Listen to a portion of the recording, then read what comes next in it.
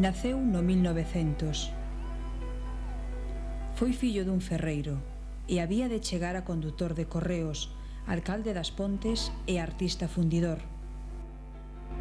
Xosé Vilaboi Paxón recibeunos na súa casa na compaña da súa dona, rodeado de algunhas das moitas obras que deixa feitas, e os dous contáronos da súa vida e das súas opinións.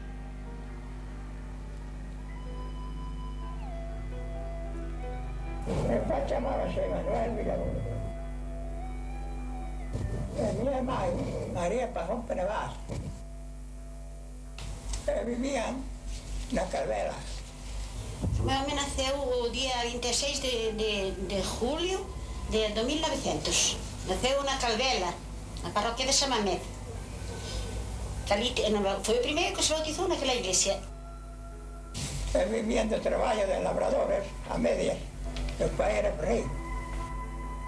Se dedicábame aos traballos domésticos da casa, a axudar ao labrador, a axudar ao ferreiro, é un conductor de correo de puertas a puertas de Madrid. Antes de irme para Habana. Despois, logo fume para Habana, en Habana, ali, aprendí un oficio da fundición. Hasta que vim para aquí. A vir para aquí montei unha fundición tamén. Casámonos no 1938. No día 4 de junio de 1938, en plena guerra. Aquí, nas Pontes, na iglesia. Non, na Capilla do Carme, minuto. Xa non me acordo máis de 2 anos. Bueno, para min o máis importante é que fomos felices de momento. Fomos felices, levamos moitos anos casados, pero a mí o máis importante para mí foi a luna de miel. Porque claro, aquí non se salía. Era cando a guerra, era en plena guerra, Entonces, claro, pues tuvemos que pedir un pase no cuartel da Guardia Civil para poder salir. E fixéranos un pase para ir de Coruña a Santiago, non nos daban máis pase. Entonces, claro, para mí eso foi maravilloso. Pero estábamos tan a gusto na Coruña que non salimos dali. Despois, claro, hai tantas cousas na vida que non sabe. Estivemos na Habana por 2 veces, que el tiña irmãos ali, entonces pues, fomos hasta Habana. Estivemos en Francia, bueno, así por aí de viaxe, pero de irnos daqui nada. Chegou a política por accidente. Andaba ás mozas e resultou que as mozas, sobre todo unha, eran partidarias de Leandro Pita Romero, destacado político da dereita liberal na época da Segunda República. O caso é que Vilaboi apareceu nun mitin e, sin saber moi ben como, saleu asociado cos pitistas. Entre eses tempos, meteuseme o vermillo da política. Metime na política dos agrarios, porque eran liberales. Despois sería alcalde. Cheguei a ser alcalde da República, a meterme na política de Pita Romero, que era liberal, e eu tamén era moi liberal. E dali, escolleron a mí como alcalde por ser o máis destacado naquela época que había por aquí. A acusación que se lle fixo para quitalo da alcaldía, desafeto a la república e monarquizante, e algunha amistade, habíalle de salvar a vida máis adiante, cando lle fixeron outras acusacións. Eu deixei de ser alcalde antes do 18 de julio, donde de feito o régimen republicano é monarquizante, porque de outra forma non podía suspender, e encontré que expediente por malversación ou por o que fora non para poder salir para diante. E isto foi o que salvou a miña vida. A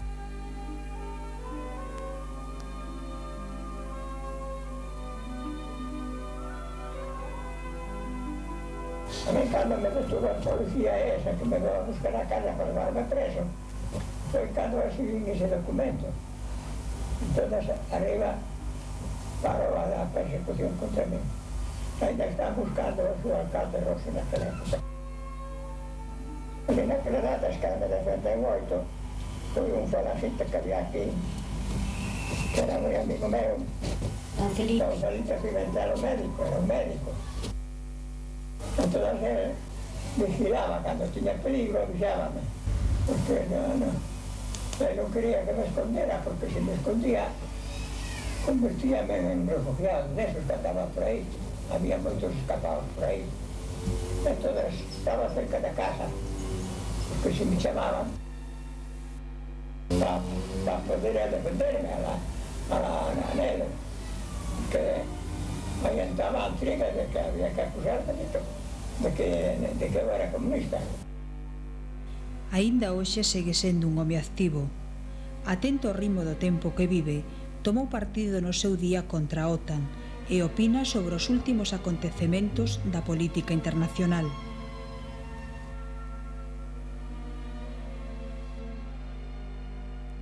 Que opino sobre o futuro do mundo, da vida. Mira, vai avanzando, e as guerras se van modernizando, hasta que pense que arreglar coa terceira guerra mundial, que vai pasando por aí, porque todos queremos máis. Igualaros as grandes potencias, algún día van a chocar por alguna cousa, van collendo posicións que xa se vai vendo ahora. Ahora mismo volven a reunificar a Alemania para que a Alemania cree un conflito, que é o que penso eu, que penso non sei, ojalá sea o revés do que penso eu. Nunha vida tan larga, un home intelixente como a Vilaboi tería tempo de emigrar, de ser artista e mesmo de facer cartos, arruinarse e volver a facer cartos. Pero nunca perdeu a manía de non querer traballar para un patrón. Estuve arruinado 2 veces, 2 ou 3. Primeiro arruinaron os fascistas, me deixaron un real. Fume para levarme preso, levaba 70 pesos. Tiña uns cuantos pesetas no banco, estaban congeladas, non tiña un real, esta quedaba aquí. E depois ainda pegou, Deus axuda algunhas veces a engañar a xente, a min engañoume. Resulta que cando lle daban a comprar a acción da Telefónica, 20.000 pesetas, tres tempos que mandaba soplar. Pues, unha feira no taller. Para na Coruña, estuve na Coruña, non levaba os guardios, primeiro ali a vale igual, a venta para vendelas. E resulta que Antonio de Cedeira, que está viva aí, encontrou un danado dun billete grande, bonito. E parece que aquilo que era non sabía o que tiña nas mãos. E parece que aquilo debía de valer moito, enteramente. E foi así que Don Julio, e dixo que, a ver, Don Julio, mira, encontré este papel, e eu non sei se var algo, desde que me voy. Ele era o cuartel general dos políticos. E vai ser Don Julio co papel na mão, oi. Pero vosotros decides que o home está arruinado, ainda ten aquí 20.000 pesetas de días da Telefónica na Coruña. Eu non tiña un real porque estaban vendidas. E volvemos Don Julio, sendo jefe da política de outro lado, mandou unha por Antonio, leva yo a Vilaboi, guarda aí, non me guarda aí. Porque seguía dando crédito. E non tuve máis que fan levantarme, ir para a constructora, traballei 9 meses, e volvín a abrir e a traballar eu solo. Eu sempre tuve a manía de non traballar para o patrón. Parecíame que se a mí o patrón me daba 5 pesos era porque lle ganaba 10. Se me daba un peso era porque ganaba 12, porque non iba a tratar de ganar o seu. Esa foi a miña teoría de toda a vida. E ademais, a vida miña foi normal, non tuve envidias de ninguna clase. Caseime, despois de casado, criamos os fillos, tuvemos algunha sorte con él, e depois ainda nos ardeu todo. Todo corte que a miña máis e meu cuñado. Cando ardeu todo era madeira, menos a carteira, os motores máis toda a ferramenta eran máquinas de madeira, feitas aí de mala muerte. Ardeu-nos todo lá na carretera, tiñamos a saladera ali. E quedaron-nos 6.000 pesetas. E fui eu con 6.000 pesetas para a Coruña para comprar unha máquina de pilladora. Cheguei a Coruña e preguntei por as máquinas, enseñaram as habías de todos os gustos, pero o que había eran os cartos. Entón dixeme o Suárez Ferrín, que fora compañeiro meu político, o dono daquela serra, fusilaron, que era o alcalde da Coruña.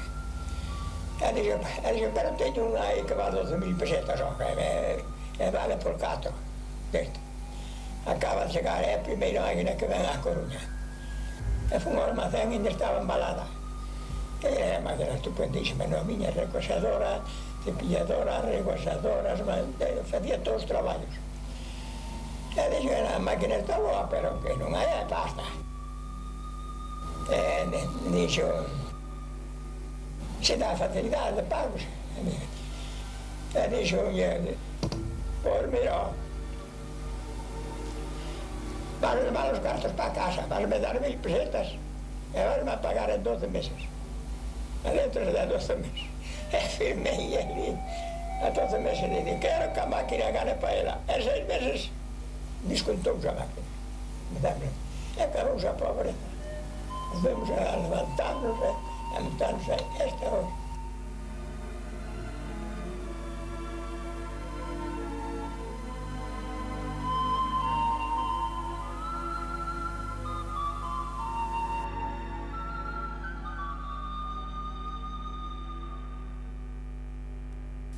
En todos os aspectos da conducción.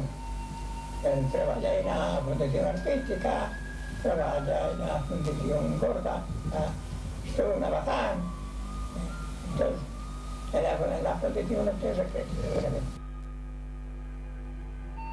Fui a traballar a constructora Ferrol. E foi unha Ferrol porque aquí non había traballado, había requisado todo o taller, as materias primas que tiñan, e non tiña con que traballar. E eu porque sabía ben o oficio, onde fundismo para Ferrol. Despois dediquei-me ao arte a picar esas pedras e todo eso, que con pasando o tempo hasta ahora, sempre oito. Ahora que empecé tarde, tiña que haber empezado cando tiña 20 anos. Na fundación traballaba toda clase de materiales, tocoume de fundir hasta ouro, chegamos a fundir.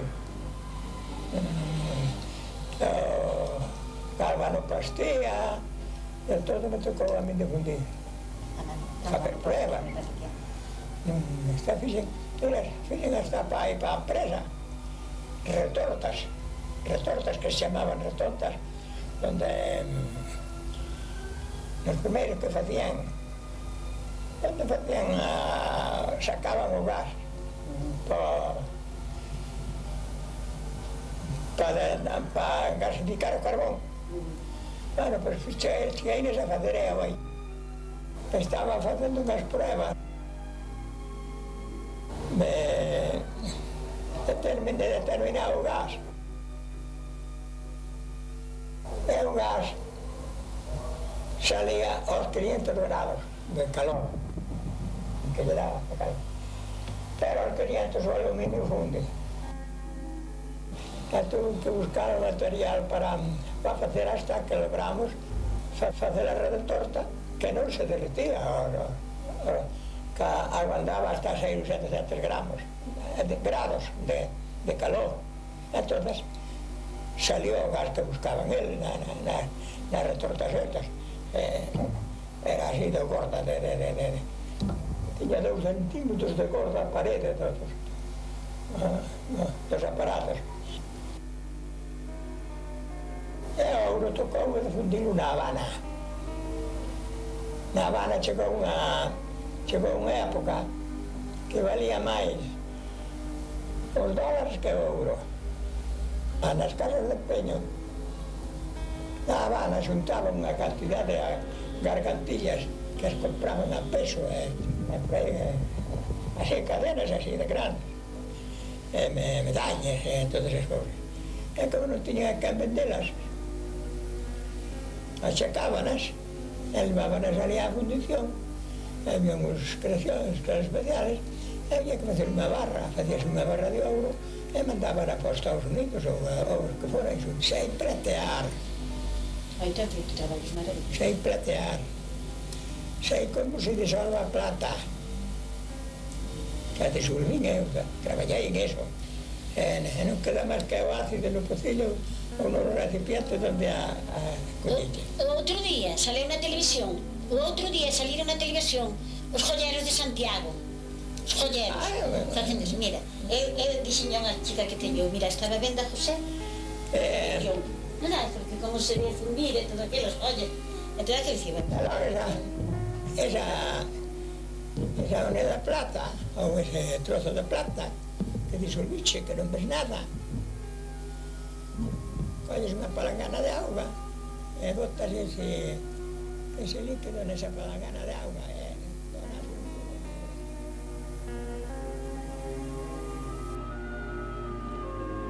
Hoxe, facendo resume dos marcos que delimitan as vidas humanas, mira o pasado ca perspectiva que dan os anos e fala das cousas que foron importantes para el. Mirando ben, eu non encontrei diferencias de tempo. En cada vida, cando era pequeno, íamos que ganas de andar aos niños e pelear cos páxaros e buscaba todas as cousas. Depois xa fui mozo, xa me gustaba mirar as mozas así de reollo. Para cada época hai un aliciente. Cando era pequeno, aos niños dos páxaros, ou ás troitas coa cesta. Pois cando era mozo xa mirar para as mozas. Despois, a min chamoume máis importante que tuve que así na miña vida eran os cartos, o que máis me gustaban. Cheguei a ter na Habana 1.200 pesos en ouro, en monedas de ouro. Todos os días abría o que parece, tirábosla encima das sábanas e pasaba llena mão por encima das monedas de ouro. A máis grande ilusión que tuve despois do enamoramiento, que sempre hai algo que tira hacia ese sitio, foron os cartos. A buscar cuartos e buscar cartos.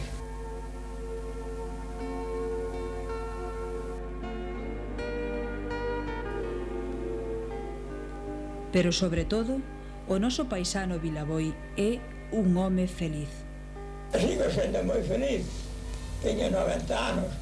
Pasado mañá ainda vou ao banquete dos vellos que dan aí todos os anos do día de Santa Noite. E non o perdo nin por canto hai. Estou cunha pelea con San Pedro. Non nos levamos ben. Eu chego ali a portiñas da ela e mírame con mala cara e non me deixa entrar, eu non entro, vou para baixo tranquilamente. E así vou tirando hasta que Dios queira, que nin manda San Pedro, nin mando eu.